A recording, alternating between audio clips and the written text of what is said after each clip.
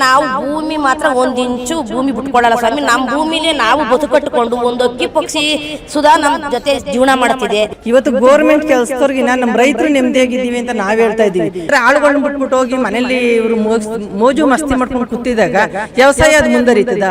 ಫಲವತ್ತಾದ ಜಮೀನ್ ಸರ್, ಅದ್ರಲ್ಲಿ ನಾವು ಬದುಕು ಕಟ್ಕೊಂಡಿದೀವಿ. ಅವ್ರು ಏನ್ ಕೆಲಸ ಕೊಡ್ತಾರೆ ಸರ್? ನಾವು ವಿದ್ಯೆ ಕಲ್ತಿಲ್ಲ, ನಾವು ಕಲ್ತಿರೋದು ವ್ಯವಸಾಯ ಮಾಡೋರ್ಗೆ ಅವ್ರು ಏನ್ ಕೆಲಸ ಕೊಡ್ತಾರೆ ಸರ್? ಇಲ್ಲ, ನಮ್ಗೆ ವ್ಯವಸಾಯ ಬಿಟ್ರೆ ಬೇರೆ ಯಾವ್ದು ಬರಲ್ಲ. ನಿಮ್ಮ ಹೆಸರು ಹೇಳಿ. ಭಾಗ್ಯ ನಾಗರಾಜ್ ಅಂತ ಸರ್. ಅವತ್ತು ಪಬ್ಲಿಕ್ ಹಿಯರಿಂಗ್ ಆದಾಗ ಏನೇನು ಹೇಳಿದ್ರು? ಎಷ್ಟು ಜನ ರೈತರು ಕೊಡ್ತೀವಿ ಅಂದ್ರು ಕೊಡಲ್ಲ ಅಂದ್ರು? ಅವತ್ತು ಪಬ್ಲಿಕ್ ಹಿಯರಿಂಗ್ ಅಲ್ಲಿ ಒಂದು ಇಂದು ದಿನನೇ ಪ್ರೆಸ್ ಮೀಟ್ ಮಾಡಿ ಕೊಡದೇ ಇರೋರು ಬಂದು ಕೊಡ್ತೀವಿ ಅನ್ನೋರು ಬಂದು ಅವರ ಏನ್ ಕೊಡ್ತಾ ಇದೀವಿ ಅಂತ ಒಂದು ಕ್ಲಾರಿಫಿಕೇಶನ್ ಕೊಡ್ಬೇಕು ಅಂತ ಪ್ರೆಸ್ ಮೀಟ್ ಮಾಡಿ ಮುಂದಾಗೆ ಹೇಳಿದ್ರು ಸರ್. ಆದ್ರೆ ಅವ್ರು ಯಾರು ಬರ್ಲಿಲ್ಲ ಆ ಸಭೆಗೆ.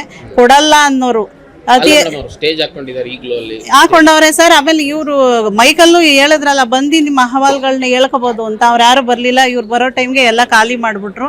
ನೀವೇಂತ ಕೊಡ್ತಾ ಇದೀವಿ ಅಂತಂದು ನಮ್ಮ ಹತ್ರ ಬಂದು ಮಾತಾಡ್ಬೋದು, ನಿಮ್ಮ ಕಷ್ಟ ಸುಖ ನಮ್ಮ ಹತ್ರ ಹೇಳ್ಕೊಳ್ಳಿ ಅಂತ ಅವ್ರು ಕರೆದಿದ್ರು. ಆದ್ರೆ ಅವ್ರು ಯಾರು ಬರ್ಲಿಲ್ಲ. ನಾವು ಕೊಡಲ್ಲ ಅಂದರೆ ಸುಮಾರು ಒಂದು 2,000ದಿಂದ 3,000 ಜನ ಸೇರಿದ್ದ ಸರ್ ಅವತ್ತು.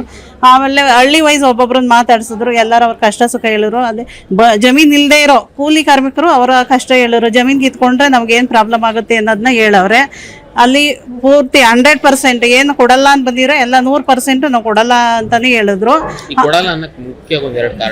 ಫಲವತ್ತಾದ ಜಮೀನ್ ಸರ್, ಅದ್ರಲ್ಲಿ ನಾವು ಬದುಕು ಕಟ್ಕೊಂಡಿದೀವಿ. ನಾವ್ ಯಾವ್ದೇ ಕಾರಣಕ್ಕೂ, ಆಮೇಲೆ ನಮ್ಗೆ ಯಾವ್ದು ನೀರಿನ ಕೊರತೆ ಇಲ್ಲ. ಆಮೇಲೆ ಜಮೀನು ಒಂದು ಫಲವತ್ತವಾಗದೆ ಯಾವುದೇ ಬರಡು ಜಮೀನಿಲ್ಲ. ಆಮೇಲೆ ನಾವು ವಾರ್ಷಿಕ ಬೆಳೆಗಳು ಎಲ್ಲ ಮಿಶ್ರ ಬೆಳೆಗಳು ಮಾಡ್ಕೊಂಡು ಅಲ್ಲೇ ನಮ್ಮ ಜೀವನ ಕಂಡ್ಕೊಂಡಿದೀವಿ. ಆದ್ರಿಂದ ಅದನ್ನ ಬಿಟ್ಟು ಜೀವನ ನಾವು ಯಾವ್ದನ್ನು ನಿರೀಕ್ಷೆ ಮಾಡೋಕ್ಕಾಗಲ್ಲ. ಅದಕ್ಕೋಸ್ಕರ ನಾವು ಆಸ್ತಿ ಕೊಡಲ್ಲ ಅಂತ ಹೇಳ್ತಾ ಇದೀವಿ ಸರ್. ಈಗ ಮಕ್ಳುಗಳಿಗೆ ಇಂಜಿನಿಯರ್ಗಳು ಮಾಡ್ಕೊಂಡವ್ರೆ, ಡಿಪ್ಲೊಮಾ ಮಾಡ್ಕೊಂಡವ್ರೆ. ಈಗ ಫ್ಯಾಕ್ಟ್ರಿಗೆ ಹೋಗ್ಬೇಕಾದ್ರೂ ಅವ್ರಿಗೆ ತೊಂದರೆ ಆಗುತ್ತೆ ಅಂತಾರೆ. ಇವಾಗ ಅದೇ ವ್ಯವಸಾಯ ಮಾಡ್ಕೊಂಡ್ರೆ ನಾವು ಅದರಲ್ಲೇ ಅಭಿವೃದ್ಧಿ ಮಾಡ್ಕೊಂಡು ನಾವು ಕೃಷಿ ಯಾವ ಕೆಲಸ ಕೊಟ್ಟವ್ರೆ? ಅವ್ರು ಯಾವ ಕೆಲಸ ಕೊಟ್ಟವ್ರೆ ಅಂತ ಹೇಳ್ರಿ. ಇಷ್ಟು ದಿನ ಎಲ್ಲೆಲ್ಲಿ ಅಕ್ವೈರಾಗ ಇದೋ ಅವ್ರೆಲ್ಲನಾಗ್ಲಿ ಕರೆಕ್ಟಾಗಿ ಮಕ್ಳುಗಳು ಕೆಲಸ ಕೊಟ್ಟು ಅವ್ರು ಅಭಿವೃದ್ಧಿ ಮಾಡಿದ್ರ? ಏನೂ ಇಲ್ಲ.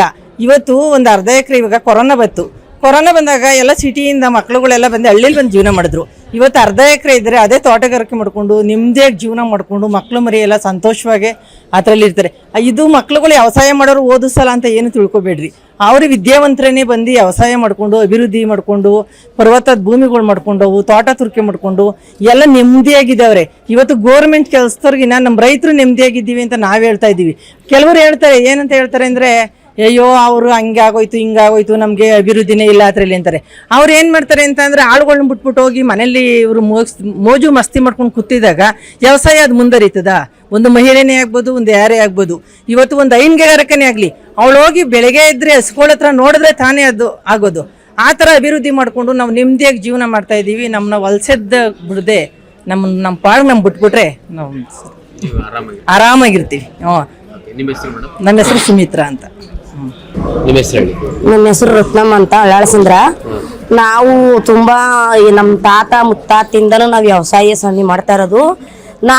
ನಾವು ಭೂಮಿ ಅಂತೂ 1 ಇಂಚು ಬಿಟ್ಕೊಡಲ್ಲ. ನಮ್ಗೆ ಏನೇ ಕಷ್ಟ ಆದ್ರೂ ಬಿಟ್ಕೊಡಲ್ಲ. ನಾವು ತೆಂಗು, ಬಾಳೆ, ಮಾವು, ಸಪೋಟ ಎಲ್ಲ 1 ಎಕರೆ, 5 ಎಕರೆ ಇದೆ. ನಮ್ಮ ಮಕ್ಳಿಗೂ ನಾವು ಇಂಜಿನಿಯರ್ ಮಾಡಿಸಿದ್ರೆ ಅವ್ರು ಮಾಡಿಸ್ತಿದ್ರು. ನಮ್ಮ ಜೊತೆಲಿ ನಮ್ಮ ಬದುಕನ್ನು ಕಟ್ಕೊಂಡಿರೋ ರೈತರು ಒಂದು 50 ಜನ ಜೀವನ ಮಾಡ್ತಾ ಇದೆ.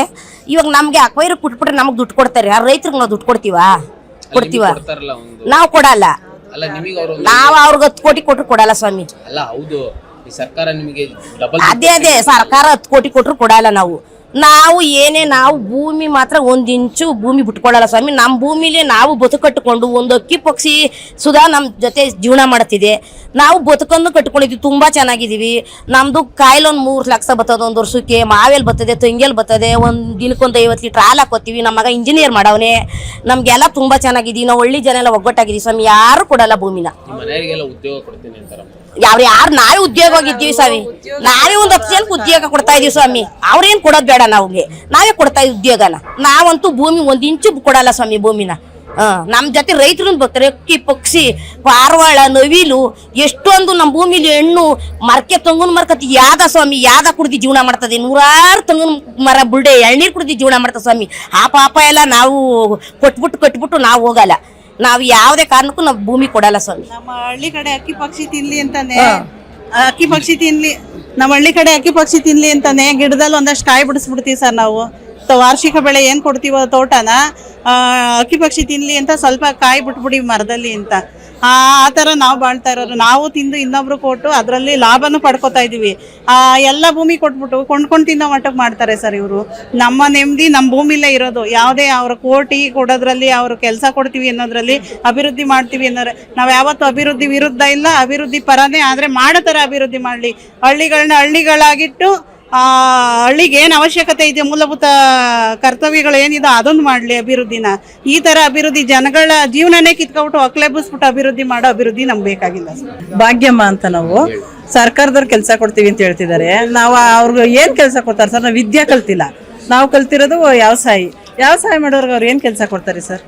ಸುಮ್ಮನೆ ಕೆಲಸ ಕೊಡ್ತೀವಿ ಅಂದರೆ ಏನು ಬಾತ್ರೂಮ್ ತೊಳೆಯೋ ಕೆಲಸ ಕೊಡ್ತಾರಾ, ಇಲ್ಲ ಸೆಕ್ಯೂರಿಟಿ ಕೆಲಸ ಕೊಡ್ತಾರ? ನಮಗೆ ನಾವೇನು ಕೆಲಸ ಮಾಡೋಣ ಸರ್? ನಾವೀಗ ಹಳ್ಳಿನಲ್ಲಿ ಸ್ವಯರ್ಜಿತವಾಗಿ ನಾವು ದುಡ್ಕೊಂಡು ನಮ್ಮ ಮನೇಲಿ ನಾವು ಆರಾಮಾಗಿದ್ದೀವಿ. ಈಗ ನಮ್ಮನ್ನೆಲ್ಲ ದುಡ್ಡು ಕೊಡ್ತಾರಲ್ವ ಸರ್, ಆ ದುಡ್ಡು ತಗೊಂಡೋಗಿ ನಾವು ಬೇರೆ ಯಾವ ಥರ ಬಿಸ್ನೆಸ್ ಮಾಡಬೇಕು ಅನ್ನೋದು ನಮಗಿಲ್ಲ. ನಮ್ಗೆ ವ್ಯವಸಾಯ ಬಿಟ್ಟರೆ ಬೇರೆ ಯಾವುದೂ ಬರಲ್ಲ. ಹಂಗಿರುವಾಗ ನಾವು ಯಾವ ಥರ ಮಾಡೋಣ ಸರ್? ಆದರೆ ನಮ್ಗೆ ಬೇಕಿಲ್ಲ ಇದು ಅಕ್ಲರೇಷನು. ನಮಗೆ ನಮ್ಮ ಭೂಮಿನೇ ಸಾಕು. ನಮ್ಮ ಪರಗೆ ನಮ್ಮನ್ನು ಬಿಟ್ಬಿಟ್ರೆ ಸಾಕು ಸರ್. ಸರ್ಕಾರ ನಮ್ಗೇನು ಹೆಲ್ಪ್ ಮಾಡೋದೇ ಬೇಡ. ಅವರು ನಾವು ಜೀವನ ಮಾಡ್ತೀವಿ, ನಾವು ಇನ್ನೊಬ್ರಿಗೂ ಆಧಾರ ಮಾಡ್ತೀವಿ. ಆದರೆ ನಮಗೆ ಸರ್ಕಾರದವ್ರು ತೊಂದರೆ ಕೊಡ್ತಾ ಇದ್ದಾರೆ, ನಮಗೇನು ಹೆಲ್ಪ್ ಮಾಡ್ತಾ ಇಲ್ಲ. ನಮ್ಮ ಭೂಮಿ ನಾವು ಯಾವುದೇ ಕಾರಣಕ್ಕೂ ಬಿಟ್ಕೊಡಲ್ಲ ಸರ್.